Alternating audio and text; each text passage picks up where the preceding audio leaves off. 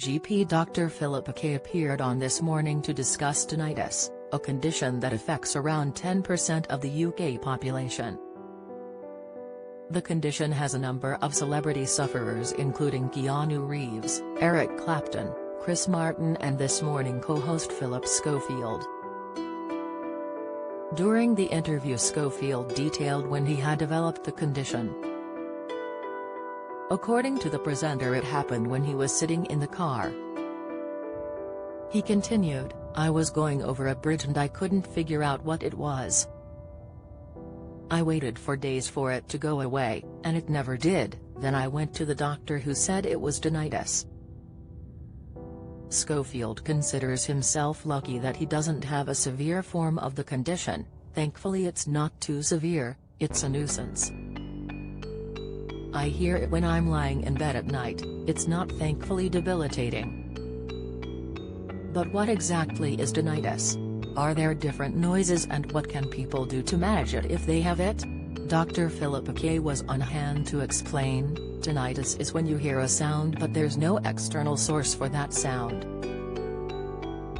The sound is coming from inside your head and nobody else can hear it. You might be in a completely silent room then, with no possible way for any noise to be made, but still hear the noise. Dementia warning: the 60p ingredient shown to double the risk of memory decline. Study: the noise in question is most often a ringing sound. This is the most common form of tinnitus according to Dr. K. Other sounds include a sound that combines a whooshing and a vacuum or, in the elderly, music.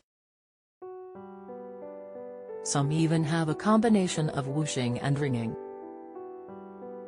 High blood sugar: the sweet treat to have 1 hour after waking that lowers blood sugar. Advice: stomach bloating, swollen belly accompanied with unusual stools could be a sign of cancer. Insight: Alzheimer's: the warm drink that could reduce your risk, the more you drink the better. Tips: the sound you hear then isn't uniform and neither is the intensity. Dr. K said on the program that it can be spectacularly intrusive, and it can really affect people's lives. Whilst for many, tinnitus is permanent, but there are ways to manage it. The quieter a room is, the louder the tinnitus will be, so Dr. K recommends that you have some background, low-level noise, that can help tune out the noise of the tinnitus. This includes low-level music, a fan in the summer, a heater in the winter, or finding some noise tracks online. Improving your sleep can also help, including sticking to a bedtime routine or improving your sleep hygiene. As tinnitus is common, there are plenty of support groups and therapy options that you can attend to get advice and support from others with tinnitus.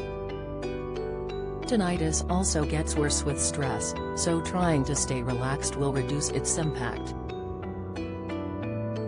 Tinnitus can be caused by prolonged exposure to loud noises. It's why some singers have it, so if you're going to a particularly noisy nightclub, ear protection is recommended.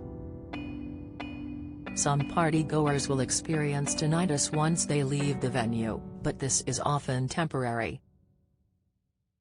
If your tinnitus has been caused by a medical condition, it may be possible to relieve it by treating that underlying condition.